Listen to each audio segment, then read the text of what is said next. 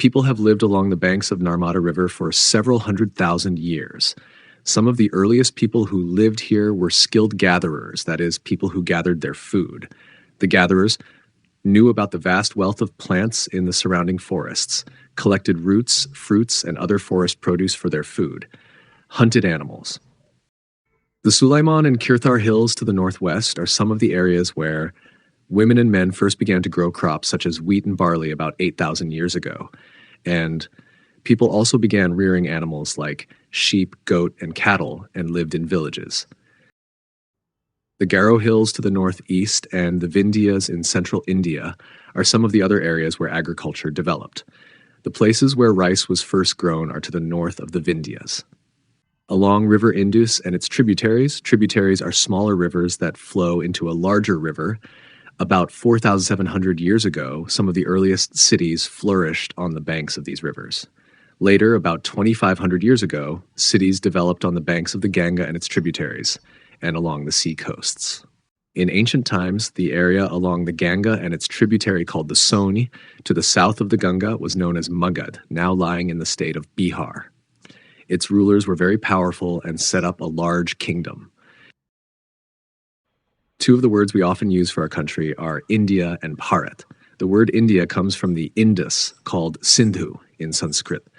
The Iranians and the Greeks who came through the northwest about 2,500 years ago and were familiar with the Indus called it the Hindos or the Indos, and the land to the east of the river was called India. The name Bharat was used for a group of people who lived in the northwest and who are mentioned in the Igwede. The earliest composition in Sanskrit dated to about 3,500 years ago. Later, it was used for the country. There are several ways of finding out about the past. One is to search for and read books that were written long ago. These are called manuscripts because they were written by hand. This comes from the Latin word manu, meaning hand. These were usually written on palm leaf or on the specially prepared bark of a tree known as the birch, which grows in the Himalayas. Over the years, many manuscripts were eaten away by insects, some were destroyed, but many have survived, often preserved in temples and monasteries. These books dealt with all kinds of subjects, religious beliefs and practices, the lives of kings, medicine and science. Besides, there were epics, poems, plays. Many of these were written in Sanskrit, others were in Prakrit, languages used by ordinary people, and Tamil.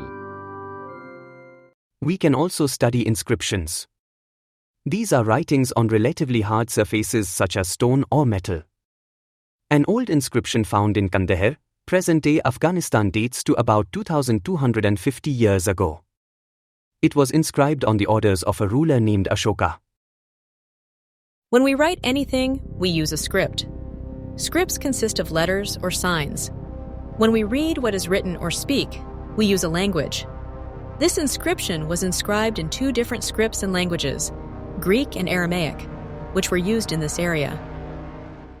What you see at left side is a pot from an old city.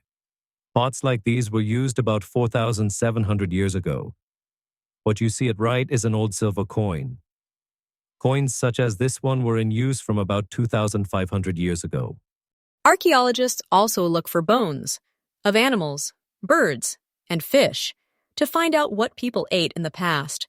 Plant remains survive far more rarely. If seeds of grain or pieces of wood have been burnt, they survive in a charred form. One of the most famous stories of decipherment comes from Egypt, a country in North Africa where there were kings and queens about 5,000 years ago.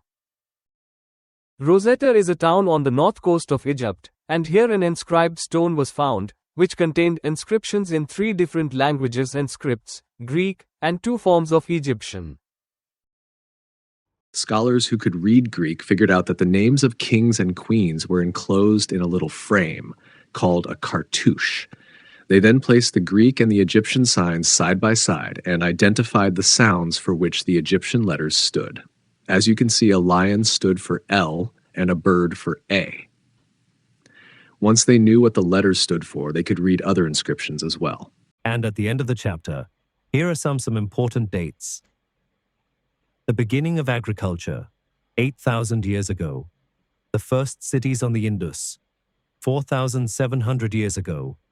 Cities in the Ganga Valley, a big kingdom in Magadha, 2,500 years ago. The present, about 2000 AD or CE.